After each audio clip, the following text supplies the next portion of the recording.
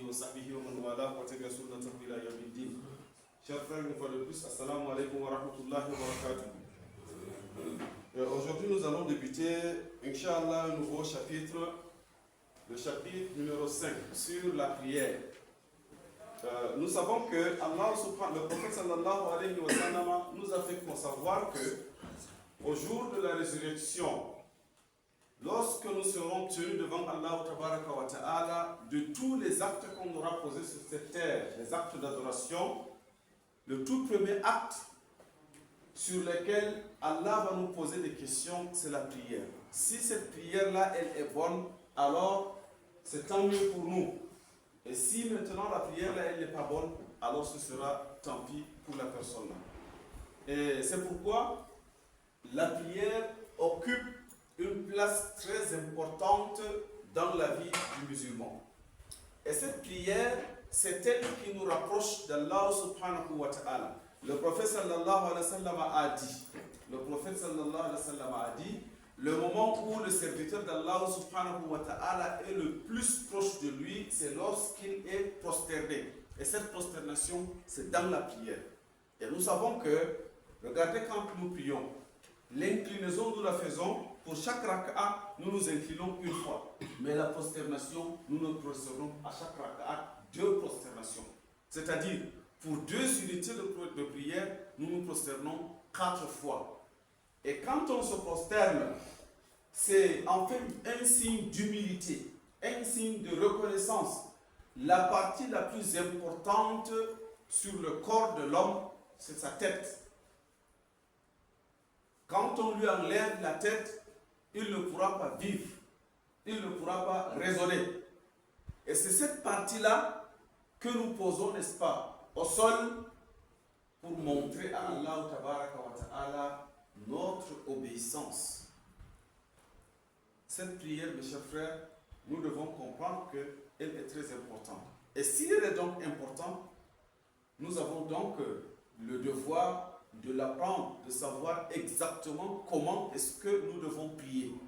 Si nous commettons des erreurs pendant nos prières, nous devons savoir comment réparer ces prières-là. Les actes d'adoration, il y en a des adorations qui sont de type corporel, comme la prière. Nous faisons des mouvements. Mais il y en a aussi des actes d'adoration qui touchent plutôt nos biens. Comme par exemple la zakat lorsque nous la prélevons. Une autre forme, ou encore notre type d'adoration, c'est des adorations qui sont à la fois corporelles mais aussi financières. Comme par exemple le pèlerinage. Pour aller en pèlerinage, vous devez physiquement vous déplacer de là où vous êtes pour aller vers le lieu, n'est-ce pas, du pèlerinage. Et pour cela, il faut absolument que vous utilisiez aussi des moyens financiers. Par exemple, vous devez acheter, n'est-ce pas, votre billet d'avion, vous devez, n'est-ce pas, faire beaucoup de dépenses pour y parvenir. Donc, voilà en quelque sorte, n'est-ce pas, les formes d'actes d'adoration. Ce qui nous intéresse parmi ces actes d'adoration, aujourd'hui, nous avons dit que c'est la prière. Cette prière, nous, ce que nous prions, c'est pour que, en fait, Allah tabaraka wa ta'ala nous agrée. Et s'il nous agrée, on va se retrouver où on se retrouve au paradis. Nous sommes venus sur terre pour rechercher ce paradis-là. Et ce paradis passe par quoi? Par ce que Allah subhanahu wa ta'ala nous a imposé. Et il nous a imposé la prière. Alors, la prière a des fondements. En fait, les actes obligatoires. Nous allons constater que chaque fois que nous parlons de l'adoration, il y a toujours des actes comme on l'a vu. Il y aura des actes qui sont toujours, n'est-ce pas, des actes obligatoires, qu'on appelle wajib. À l'opposé, nous avons dit qu'il y aura des actes qui seront comment? Haram, c'est-à-dire interdits. N'est-ce pas? Ici, à côté de l'obligation, il y a un acte qui est mandoub ou encore sunna. N'est-ce pas? Et à côté, n'est-ce pas, de l'acte haram, il y a l'acte qui est makruh. Le makruh, c'est l'acte, n'est-ce pas, qui est détestable. Au milieu, entre ces 2 grands groupes, nous avons le mubah. Donc, ces 5 éléments, ce sont là des éléments, n'est-ce pas, qui nous permettent de juger chaque acte d'adoration que nous posons, de classifier nos actes d'adoration. Si vous priez par exemple, vous faites, n'est-ce pas, la takbiratul ihram, vous dites Allahu Akbar. Où est-ce que vous pouvez classer ce Allahu Akbar qui est le takbiratul ihram? Est-ce que c'est un acte obligatoire? Est-ce que c'est un acte haram? Est-ce que c'est mandoub? Est-ce que c'est mouba ou bien c'est makrouh? Vous devez absolument le savoir. Et c'est pourquoi aujourd'hui nous allons parler, n'est-ce pas, des fondements, des actes, n'est-ce pas, seulement dits obligatoires lorsque nous prions. Nous l'avions aussi fait pour les ablutions. Alors, parmi les actes obligatoires de la prière, là on considère que vous êtes préparé pour prier, vous avez fait, n'est-ce pas, les ablutions, vous êtes maintenant dans la mosquée et vous voulez prier. Quand on se place pour prier, la première chose, ou encore le tout premier acte obligatoire, c'est d'abord l'intention. N'est-ce pas, c'est l'intention. La formulation de l'intention, certaines personnes, quand ils se tiennent pour prier, ils disent, je formule, c'est-à-dire une fois debout, ils disent, je formule l'intention de prier, par exemple, la prière de Zour. Il y en a même qui vont jusqu'à dire, je la prie derrière l'imam tel. Peut-être qu'il est loin de cet imam-là, il ne le voit même pas. Il dit qu'il est en train de prier derrière l'imam tel. Et il se pourrait que ce n'est pas l'imam là qui prie ce jour-là. L'intention, c'est quoi? En fait, l'intention, c'est un groupe d'actions que nous menons. Par exemple, le fait de savoir que l'heure de la prière de Zour est arrivée. Le fait de se lever, aller aux toilettes pour se préparer. Le fait de faire les ablutions. Le fait, n'est-ce pas, de porter ses vêtements et puis prendre la route qui mène vers la mosquée à cet instant-là, à cette heure-là. C'est tout ça là qui fait l'intention pour la prière de Zour.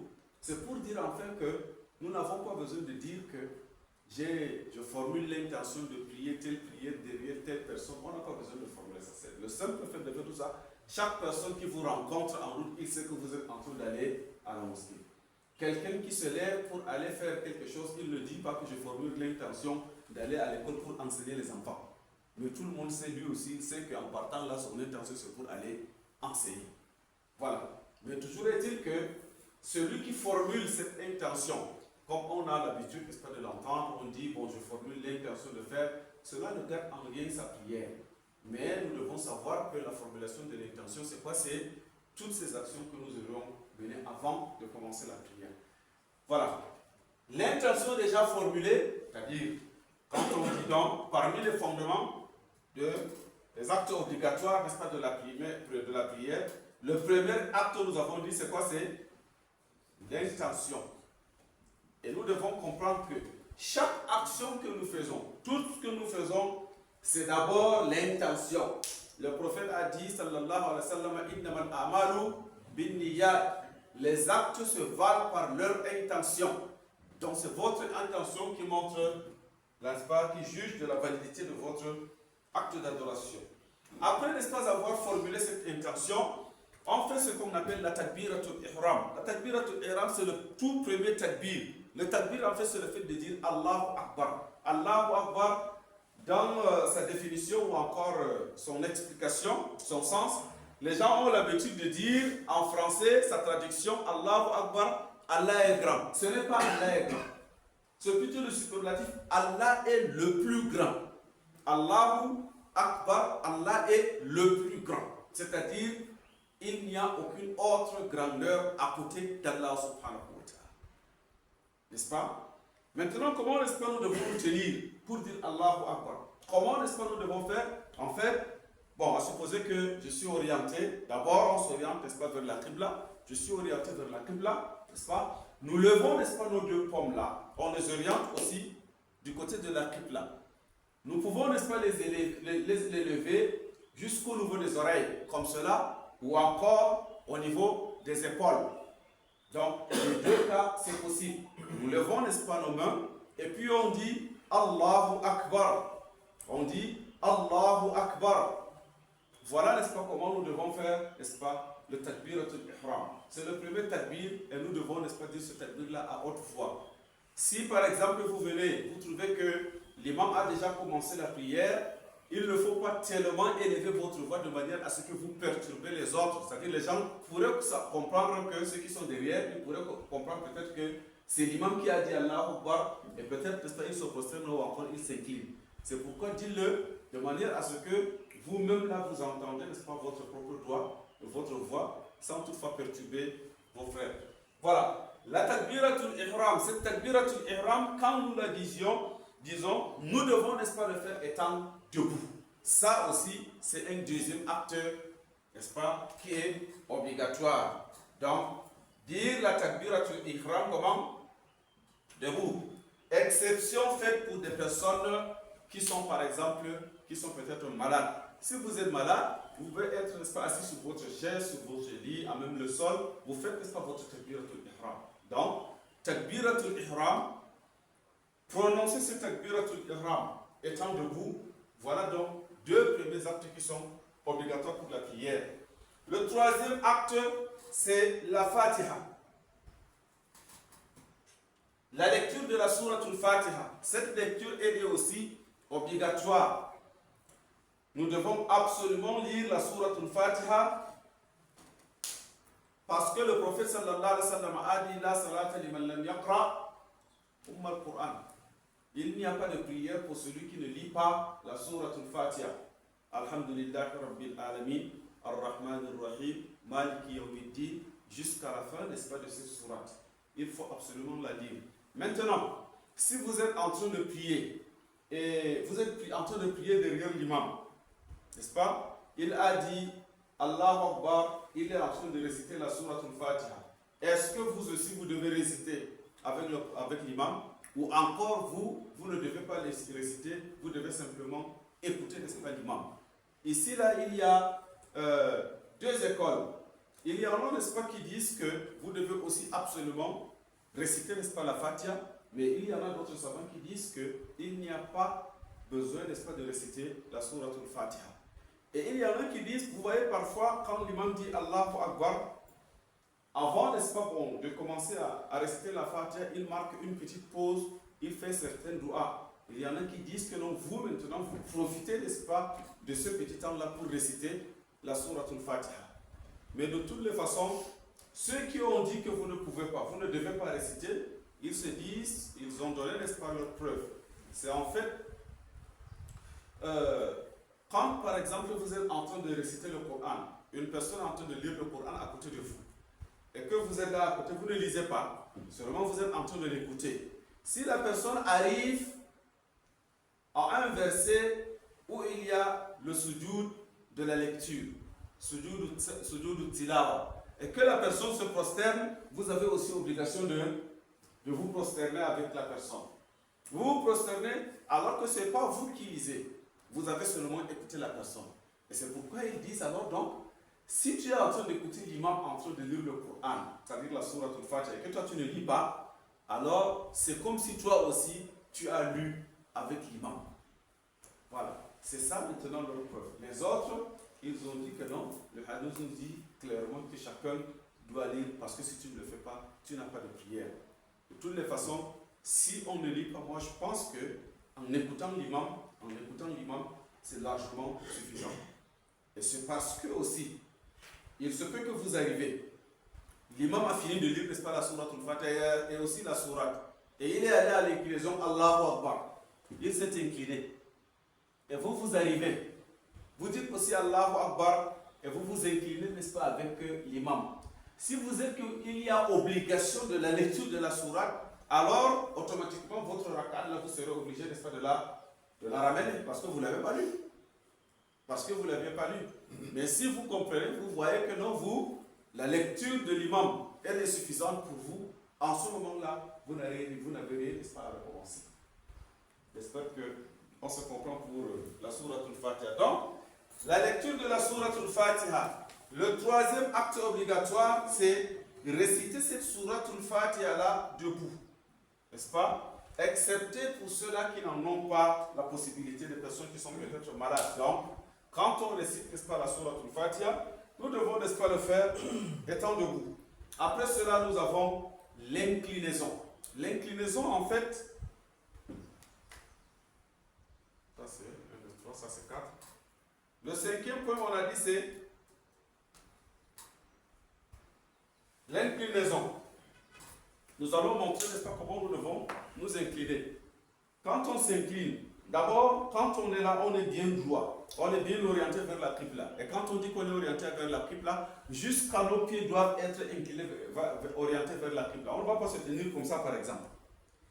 Il ne faudra pas, n'est-ce pas, tellement écarter. Il y a des gens, quand ils se tiennent debout là, ils écartent les jambes parce que le professeur a dit il faut. Non, ils restent comme ça là. Ils bloquent les autres. On ne fait pas ça.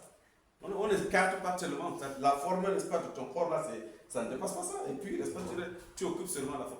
L'autre, il y a aussi des gens, quand ils se tiennent debout dans les rangs, ils restent carrément comme ça. Ils ne veulent pas que quelqu'un, n'est-ce pas, s'approche de lui. Là, le prophète sallallahu alayhi wa sallam a dit quoi? Il a dit serrez vos rangs. C'est-à-dire, entre les hommes, on serre, et entre les rangs aussi, n'est-ce pas, on les rapproche. C'est-à-dire, il ne faudrait pas qu'on ait un rang ici et un autre là-bas. Et il ne faudrait pas qu'on ait dans le même rang, on a une personne ici et une personne, n'est-ce pas, là-bas. Donc, il faut qu'on serre les rangs. Il disait même, n'est-ce pas, avant le début de la prière, il dit, parfois, le prophète sallallahu alayhi wa sallam disait, n'est-ce pas, yani, al-qadam ma'al-qadam, wal-katf ma'al-katf. C'est-à-dire, le pied contre le pied. Pied contre le pied. C'est-à-dire, on doit avoir les pieds qui se touchent. Et aussi, épaule contre épaule.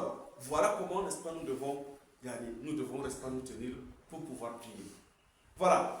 Alors, nous sommes, n'est-ce pas, bien tenus et nous sommes bien orientés, n'est-ce pas, vers la qibla. Nous avons fini la lecture de la sourate al-Fatiha. Pour nous incliner, on dit Allahu Akbar. On s'incline comme cela. Et lorsque nous inclinons comme ça, qu'est-ce qu'on constate? On constate qu'en fait, la tête et le dos doivent être sur le même plan. En fait, doivent être comme ça. C'est-à-dire, le dos doit être, le professeur a dit quand vous vous inclinez de manière à ce que l'on puisse poser, ce n'est pas un récipient sur votre dos et que ça ne tombe pas. Ça veut dire qu'il ne faut pas faire le dos rond. Il y en a qui font comme ça. Là, chérie.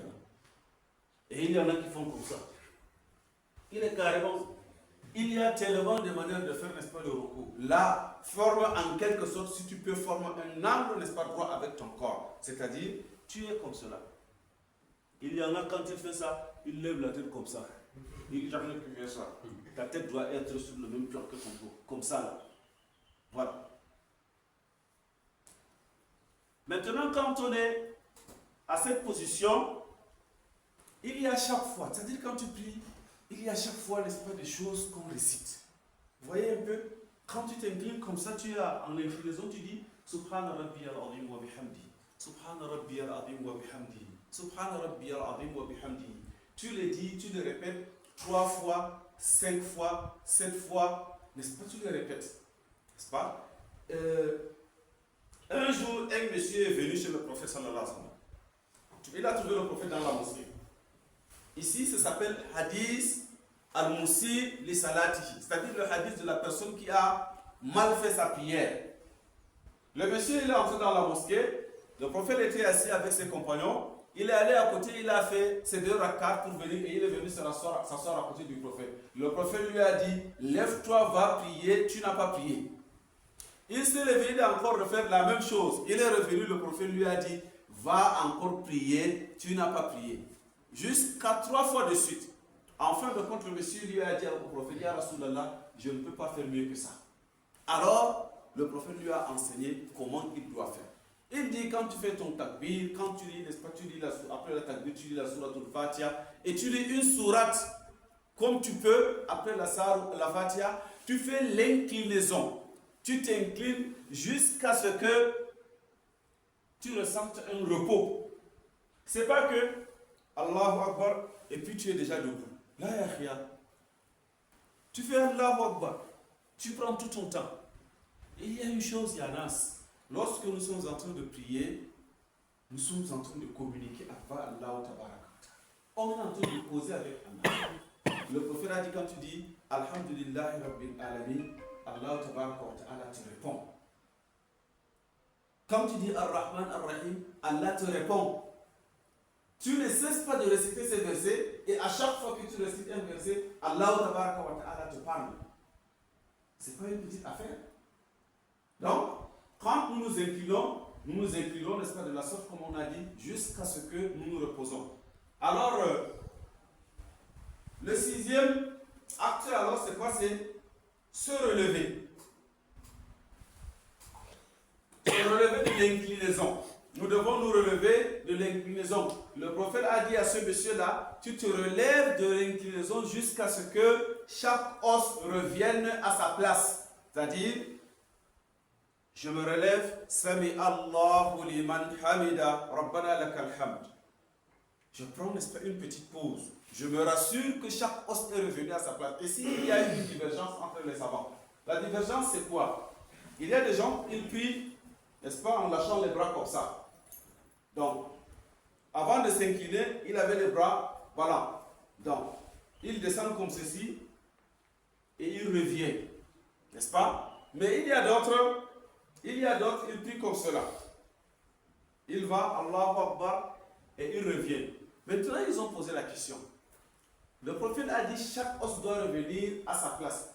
Quand maintenant tu reviens de l'inclinaison, tu te relèves de l'inclinaison, est-ce la position de tes bras là, est-ce leur position selon ta créature, comme cela, ou bien selon là où étaient, n'est-ce pas, ces os-là avant l'inclinaison, comme cela? C'est-à-dire, quand tu dis Sami Allahu liman hamida, est-ce que tu dois croiser encore les bras, ou encore tu vas relâcher, n'est-ce pas, les bras?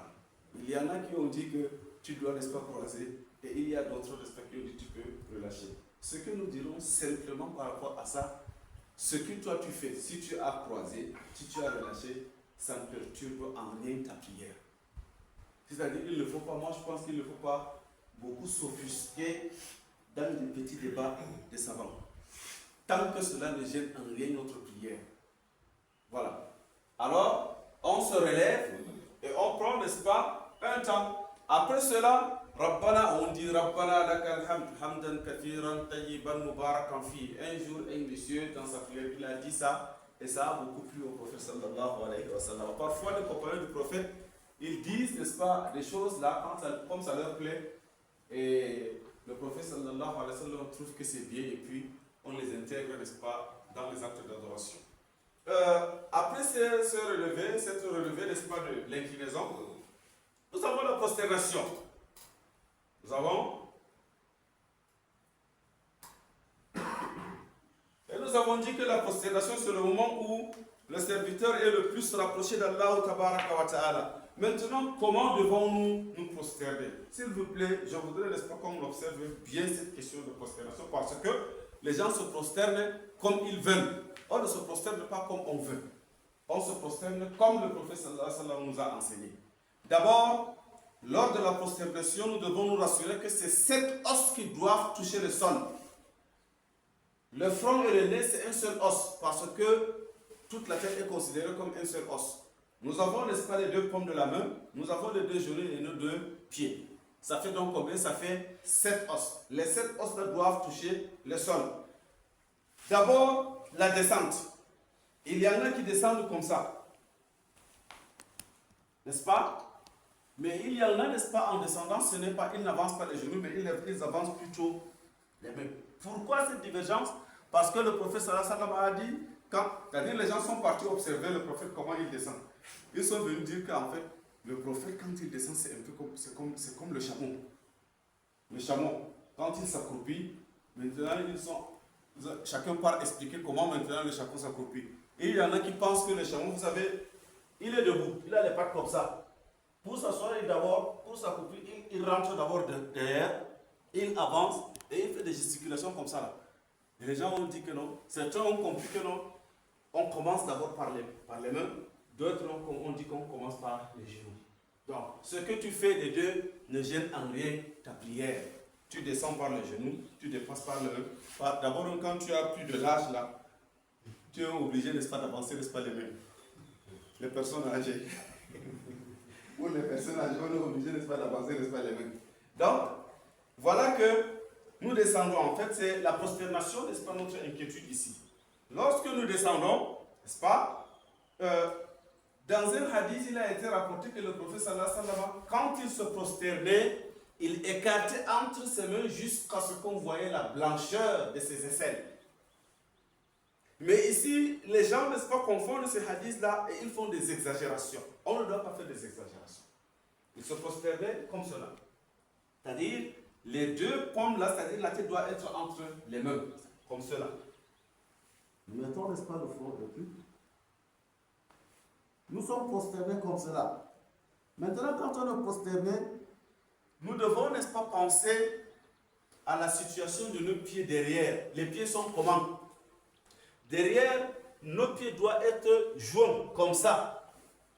Derrière, les pieds doivent être joints comme cela. On n'écarte pas les pieds comme ça. Les pieds doivent rester joints. Et vous verrez que le bout des orteils sont toujours orientés, n'est-ce pas, vers quoi? Vers la qibla. Donc, on est prosterné comme cela. Il faut toujours observer la médiane. Il y en a, quand ils se prosternent, n'est-ce pas, ils font ça. Parce que le prophète, n'est-ce pas, écarte là entre ses mains. Toi, tu sais que ça, c'est pas sérieux. Non, mais c'est pas sérieux.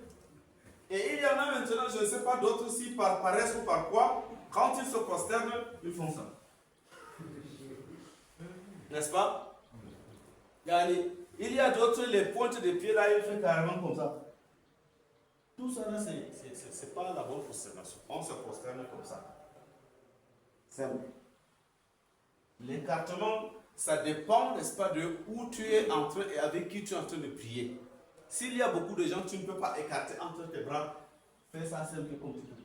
Mais quand tu es seul, tu as assez d'espace, tu peux, n'est-ce pas, bien écarter. C'est comme ça, n'est-ce pas, qu'on se prosterne. Après s'être prosterné, n'est-ce pas, l'autre acte qui vient, c'est se relever de la prosternation. N'est-ce pas? Se relever de la prosternation.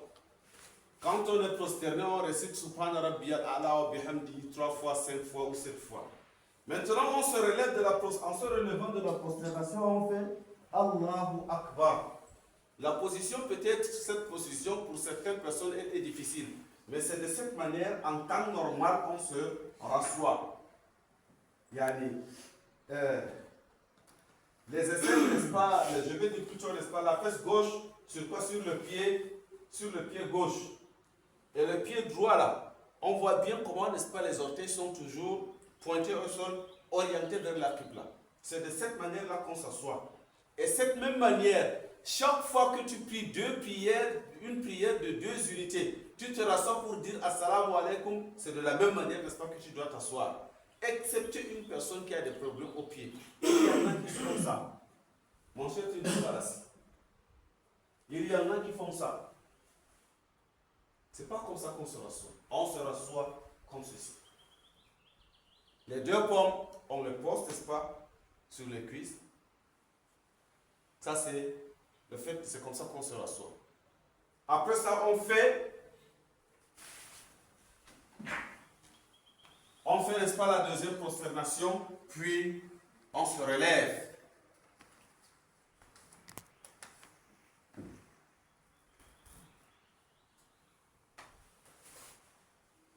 Donc, puis on se relève, n'est-ce pas, de la prosternation.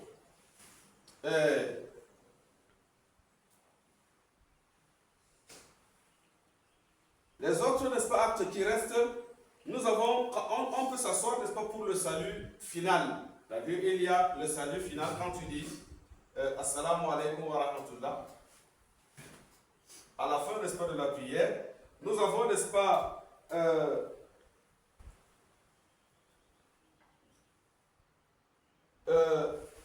le fait de faire ce salut final là étant assis. Assalamu alaikum wa rahmatullah.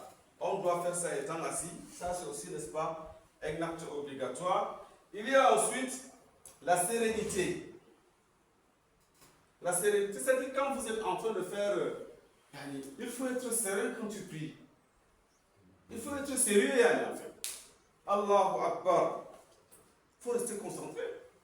Les savants disent que ton regard doit être où sur à l'endroit où tu vas te prosterner. Tu dois être concentré dans ta prière. Allahu Akbar. Il y avait une vidéo qui circulait là, un monsieur, un cheikh, un imam, en train de, il avait son téléphone, il s'est fait Alhamdulillah, je ne sais pas si c'est vrai ou bien c'est un montage seulement, mais quand même, c'est pour nous dire que nous devons faire attention à certaines choses lorsque nous prions. Il ne faudrait pas que même un passant qui nous voit, il se rende compte qu'on est en train de s'amuser. Je vais vous raconter une petite histoire pour détendre un peu l'atmosphère, parce qu'on a beaucoup parlé depuis là. On a parlé une fois de Majnun Leila. Il y a un monsieur là, un ancien poète, c'est le fou d'une femme. On l'a appelé le fou de Leila. On en a parlé de ce monsieur. Un jour, ce monsieur, il passait et il a trouvé des gens en train de prier. Il partait où? Il cherchait la maison de Leila. Maintenant, il a vu le chien de Leila passer. Quand il a vu le chien de Leila passer, alors il a dit que voilà le chien qui va m'amener chez Leila. Il a commencé à suivre le chien.